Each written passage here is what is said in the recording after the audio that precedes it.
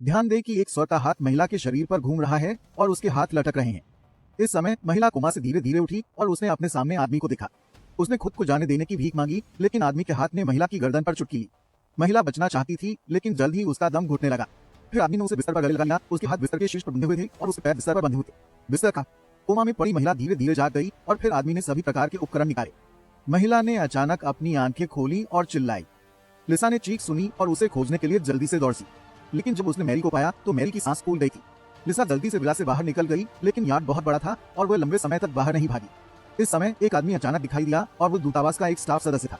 लिसा ने सोचा कि वो बच गई थी, लेकिन कौन जानता था कि आदमी ने लिसा को जमीन पर थप्पड़ मारा और काले रंग का इस्तेमाल किया अपने मुंह के चारों ओर लपेटने के लिए, और लिसा को सीधे वार्डन के कमरे में ले गया। फिर लिसा को एक गुप्त कमरे में ले जाया गया। एक सूट मैन ने बैग से सभी प्रकार के उपकरण निकाले और उन्हें मेज पर रख दिया।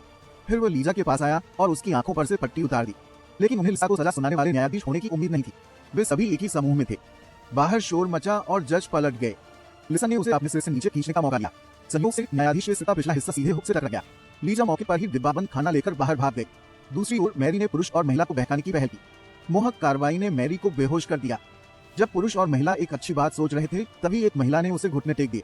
महिलाओं को सफलतापूर्वक मैरी की चाबी और बंदूक मिल गई। लिसा जो बच गया, मैरी से मिला। ये जेल में एक गड़बड़ थी। महिलाएं हर जगह चिल्ला रही थी।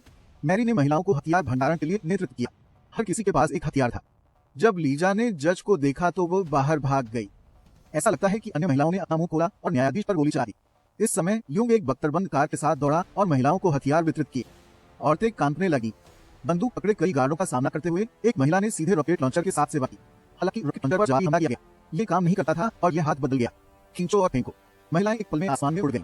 दोनों पक्षों के बीच जमकर मारपीट हुई। गार्डों को एक एक करके नीचे गिरा दिया गया। इस समय न्यायाधीश ने एक बंदूक ली और लिसा के साथ बाहर चला गया। उसने मैरी और यूंग को बाहर निकलने का रास्ता बनाने के लिए मजबूर था। उसे उम्मीद नहीं थी कि मैरी अचानक पीछे से बाहर आ जाएगी। उसने बंदूक ली और जज को दे दी। जज ने लंच बॉक्स को मौके पर ही ले लिया। आखिरकार महिलाओं को रिहा कर दिया गया। उन्होंने हथियार डाल दिए।